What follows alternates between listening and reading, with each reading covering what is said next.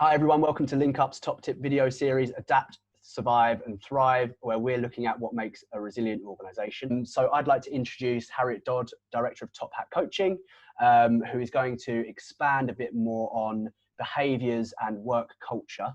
People often ask what organisational culture is, and the easiest way to describe it is the way things get done.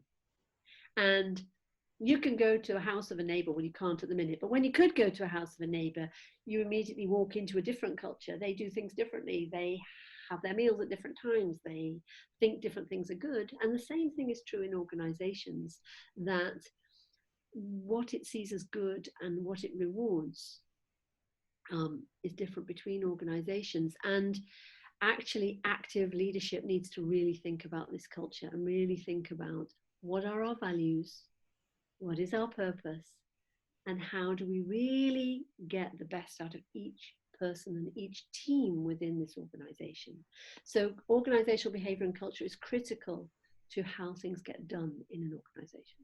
Would you say that organisational behaviours and culture is probably taken the biggest shock from coronavirus? I think it's true to say that it's the one that has garnered the most interest. Mm-hmm. And that's maybe because there isn't a person on the planet who hasn't been affected by the coronavirus, and the lockdowns have impacted on people all over the world in different ways, in different amounts. So it doesn't matter if you operate internationally, locally, nationally, whatever, your customers, your clients, your staff, everyone is affected.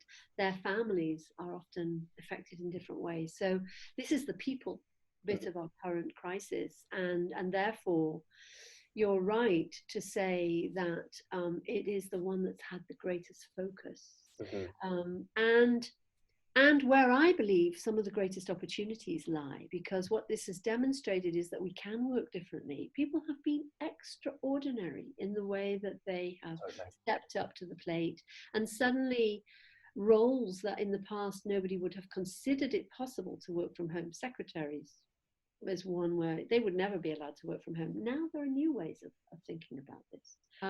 Not to mention new skills of needing to work online. For many people, this is radically new, and their mental health, is affected by not feeling in control, feeling the loss of physical touch with people, not being able to have a close chat with colleagues and customers and clients that they may have drawn support from in the past. So it's throwing up big questions for organizations, and perhaps requires major shift and reflection on how to do it well. In terms of what I've seen going well, those organizations that have regular check-ins, not check-ups. How are you doing? How's it going? And not just ticking the box of, oh, I've asked them all, but really listening. Take notes so you remember next time. And those regular checkups, many organizations are doing it once or twice a week with all staff.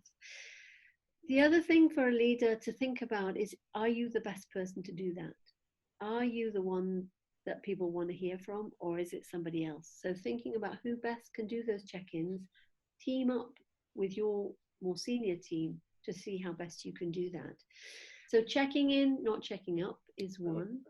And the other one is always at staff meetings, give people a chance to bring issues that they feel that they'd like to have discussed. There's a lot of debate at the minute around how people are feeling and their mental health and well-being, but you don't need to take away control. You need to give it back. So giving people a chance to talk about what they are feeling and what they'd like, and then giving the whole team an opportunity to consider solutions to that, can be a very important way to support them.